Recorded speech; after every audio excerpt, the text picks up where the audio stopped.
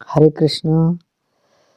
नागराज ने अपने पुत्र को आदेश दिया कि तुम ऋतध्वज को हमारे पास ले आओ।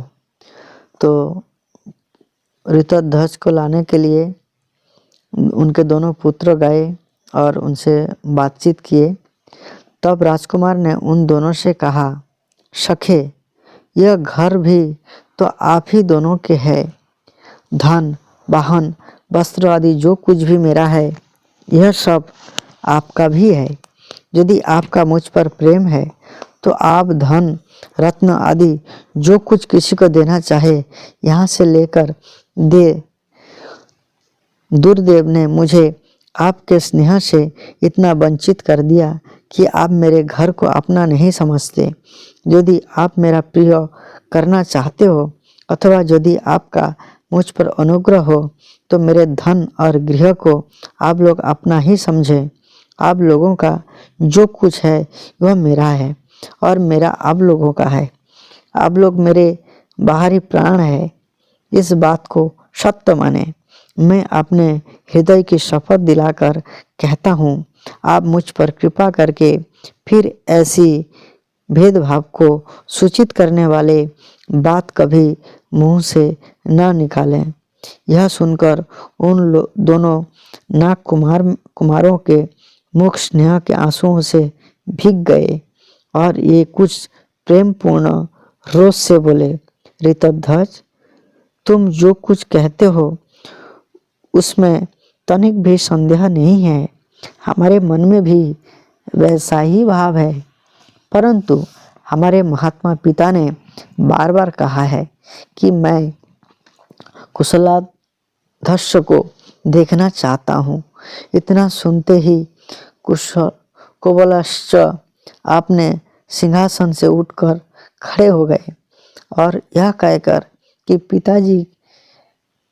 पिताजी की जैसी आज्ञा है वही करूँगा, ये पृथ्वी पर उनके उद्देश्य से प्रणाम करने लगे। कुबलाश्च बोले, मैं धन्य हूँ, अत्यंत पुण्यात्मा हूँ। मेरे समान भाग्यशाली दूसरा कौन है, क्योंकि आज पिताजी मुझे देखने की इच्छा करते हैं। अतः मित्रों, आप लोग उठो और उनके पास चले। मैं पिताजी के चरणों की शपथ खाकर कहता हूँ, उनकी इस आज्ञा का क्षण भर भी उल्लंघन करना नहीं चाहता।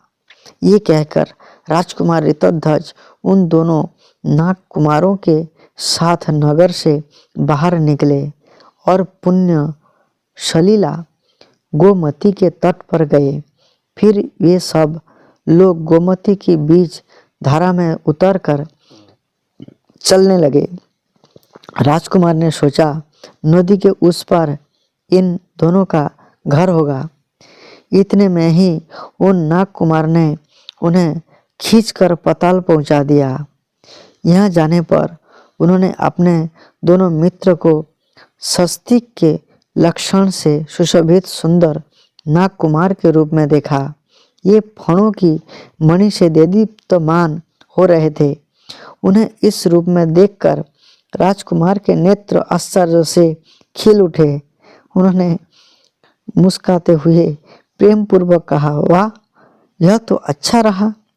पाताल में कहीं तो वीणा और वेणु की मधुर ध्वनि के साथ संगीत के शब्द सुनाई देते थे, कहीं मृदंग और ढोल आदि बज रहे थे। सैकड़ों मनोहर भवन चारों ओर दृष्टिगोचर होते थे। इस प्रकार आपने प्रिय नाग कुमार के साथ पाताल की शोभा निहारते हुए राजकुमार ऋतध्वज आगे बढ़ने लगे। कुछ दूर जाने के बाद सबने नागराज के महल में प्रवेश किया। नागराज अश्वतर सोने के सिंहासन पर, जिसमें मणि, मूंगे और वैदुर्य आदि रत्नों की झालरें लगी थी, विराजमान थे। उनके अंगों में दिव्य हार एवं दिव्य वस्त्र शोभा पा रहे थे। कानों में मणिमय कुंडल झिलमिला रहे थे। सफेद मोतियों का मनोहर हार वृक्ष वक्षस्थलों की शोभा बढ़ा रहे थे और भुजाओं में भुजबंद सुशोभित थे। दोनों नाग कुमार ने वही हमारे पिताजी है यह कहकर राजकुमार को उनका दर्शन करवाया और पिताजी से यह निवेदन किया कि वो हमारे मित्र वीर कुल्याश है।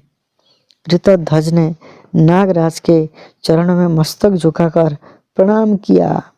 नागराज ने उन्हें बलपूर्वक उठाया और खूब कसकर छाती से लगाया। फिर उनका मस्तक सूंघकर कहा, बेटा चिरजीवी रहो, शत्रुओं का नाश करके पिता माता की सेवा करो। वत्स तुम धन्य हो, क्योंकि मेरे पुत्र ने परोक्ष में भी तुमसे तुम्हारे आराधना असाधारण गुणों की प्रशंसा की है। तुम मन, वाणी और शरीर की चेष्टाओं के साथ अपने गुण गौरव सहित सदा बांटते रहो। गुणवान का ही जीवन प्रशंसनीय है। गुणहीन मनुष्य तो जीते जी ही मर के समान है। गुणवान पुत्र पिता माता को शांति एवं संतोष प्रदान करता है। देवता, पितर, ब्राह्मण, मित्र, जाचक, दुखी तथा बंधु बांधव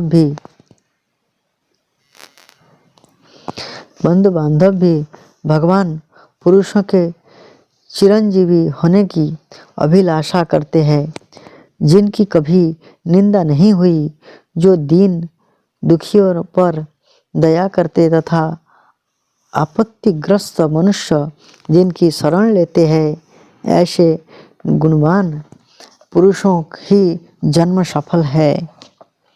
वीर कुबलाताक्ष से यह कहकर उनका स्वागत सत्कार करने के लिए नागराज अपने पुत्रों से बोला, बेटा क्रमशः स्नान आदि सब कार्य पूरा करके इन्हें इच्छा अनुसार भोजन कराओ। उसके बाद हम लोग इनसे मन को प्रसन्न करने वाली बातें करते हुए कुछ काल तक एक साथ बैठेंगे। राजा सत्यजीत के पुत्र ने चुपचाप उनकी आज्ञा स्वीकार की। तत्पश्चात सत्यवादी नागराज ने अपने पुत्र तथा राजकुमार के साथ प्रसन्नतापूर्वक भोजन किया। इस प्रकार से नागराज पताल गए। अभी ऋतध्वज को मदलसा की प्राप्ति होगी। बाल्यकाल में अपने पुत्र को मदलसा का उपदेश, बहुत सारी कथाएं अभी आगे हैं, तो मदलसा को प्राप्त करने का कथा इस वीडियो में आपको बताएंगे। ऋतध्वज की मदलसा की प्राप्ति, बाल्यकाल में अपने पुत्र को मदलसा का उपदेश।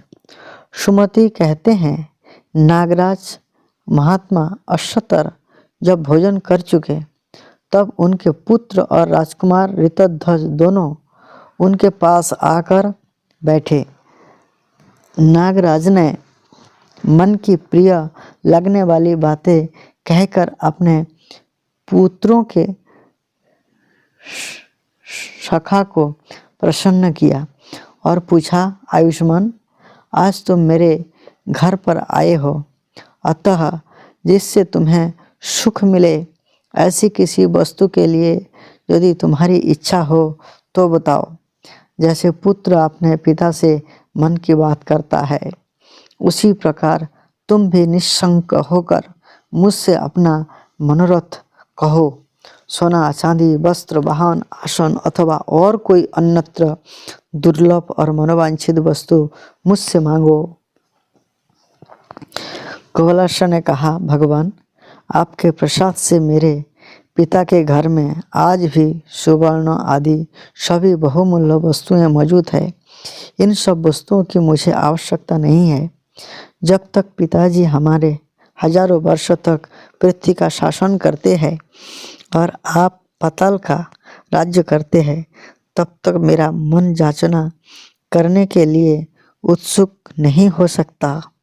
जिनके पिता जीवित है ये परम सौभाग्यशाली और पुण्यात्मा है। भाला मेरे पास क्या नहीं है, सज्जन मित्र, निरोग शरीर, धन और यौवन सभी कुछ तो है, जो इस बात की चिंता ना करके कि मेरे घर में धन है या नहीं, पिता की भुजाओं की छत्र छाया में रहते हैं, ये ही सुखी है। जो लोग बचपन से ही पितृहीन होकर कुटुंबों का भार वहन करते हैं, उनका सुख भोग छीन जाने के कारण मैं तो वही समझता हूँ कि विधाता ने ही उन्हें सौभाग्य से वंचित कर रखा है। मैं तो आपकी कृपा से पिताजी के दिए हुए धन रत्न आदि के भंडार में से प्रतिदिन जाचकों को उनकी इच्छा के अनुसार दान देता रहता हूँ। यहाँ आकर मैंने अपने मुकुट से जो आपके दोनों चरणों को स्पर्श किया तथा आपके शरीर से मेरा स्पर्श हुआ, इसी से मैं सब कुछ पा गया। राजकुमार का यह विनय युक्त वचन सुनकर नागराज अश्वतर ने प्रेम पूर्वक कहा, यदि मुझसे रत्न और सुवर्ण आदि लेने का तुम्हारे मन नहीं है तो और ही कोई वस्तु जो तुम्हारे मन को प्रसन्न कर सके मांगो, मैं तुम्हें दूंगा। कपिलाश्व ने कहा, भगवान, आपका प्रसाद से मेरे घर में सब कुछ है, विशेषतः आपके दर्शन से मुझे सब मिल गया। आप देवता है और मैं मनुष्य। आपने अपने शरीर से जो मेरा आलिंगन किया, इसी से मैं कृतकृत्य हूँ, मेरा जीवन सफल हो गया। नागराज, आपकी चरण धूलि ने जो मेरे मस्तक पर अपना स्थान बनाया है, उसी से मैंने क्या नहीं पा लिया। यदि आपको मुझे मनोवांछित वर देना हो तो वही दीजिए कि मेरे हृदय से पुण्य कर्मों का संस्कार कभी दूर ना हो, पुण्य कर्मों का संस्कार कभी दूर ना हो। अश्वतर बोले, विद्वान, ऐसा ही होगा, तुम्हारी बुद्धि धर्म में लगी रहेगी। तथापि इस समय तुम मेरे घर में आए हो, इसलिए तुम्हें मनुष्य लोक में जो वस्तु दुर्लभ प्रतीत होती है वही मुझसे मांग लो। उनकी यह बात सुनकर राजकुमार ऋतध्वज अपने दोनों मित्र नागकुमार के मुख की ओर देखने लगे। तब उन दोनों ने पिता को प्रणाम करके राजपुत्र का जो आविष्य था उसे स्पष्ट रूप से कहना आरंभ किया। नागकुमार बोले, पिताजी, गंधर्व राजकुमारी मादलसा इनकी प्यारी पत्नी थी। इसको किसी दुष्ट बुद्धि वाले दुरात्मा दानव ने, जो इसके साथ बैर रखता था, धोखा दिया। उसने उसी दानव के मुख से इनकी मृत्यु का समाचार सुनवाकर अपने प्यारे प्राणों को त्याग दिया है। तब उन्होंने अपनी पत्नी के प्रति कृतज्ञ होकर ये प्रतिज्ञा कर ली कि अब मादलसा के छोड़कर दूसरे कोई स्त्री मेरी पत्नी नहीं हो सकती। पिताजी, ये वीर ऋतध्वज आज उसी सर्वांग सुंदरी मादलसा को देखना चाहते हैं। यदि ऐसा किया जा सके तो इनका मनोरथ पूर्ण हो सकता है। तब नागराज घर में छिपाए हुए मादलसा को ले आए और राजकुमार को उसे दिखाया तथा पूछा, ऋतध्वज, वही तुम्हारी पत्नी मादलसा है या नहीं? उसे देखते ही राजकुमार लज्जा छोड़कर उठे और हा प्रिय कहते हुए उसकी आगे बढ़े। तब नागराज ने उसे रोका और मादलसा के मरकर जीवित होने की आदि की सारी कथा कह सुनाई। फिर तो राजकुमार ने प्रसन्न होकर अपनी प्यारी पत्नी को ग्रहण किया। तदुपरांत उनके स्मरण करते ही उनका प्यारा अश्व यहाँ आ पहुँचा। उस समय नागराज को प्रणाम करके ये अश्व पर आरूढ़ हुए और मादलसा के साथ अपने नगर को चल दिए। यहाँ पहुंचकर उन्होंने अपने पिता माता से उसके मरकर जीवित होने का सब समाचार निवेदन किया। कल्याणमयी माता शाह ने भी सास ससुर के चरणों में प्रणाम किया तथा अन्य सज्जनों को भी यथोयोग्य सम्मान दिया। तत्पश्चात उस नगर में पूर्ववासियों के यहाँ बहुत बड़ा उत्सव हुआ। इस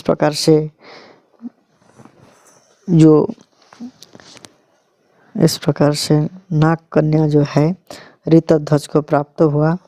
जो मादाल शाह थी पिछले जन्म में, वही मादाल शाह दोबारा उनको मिला और दोनों सुखपूर्वक आगे रहने लगा। आगे की जो कथा है अगले वीडियो में आपको सुनाते हैं। हरे कृष्ण।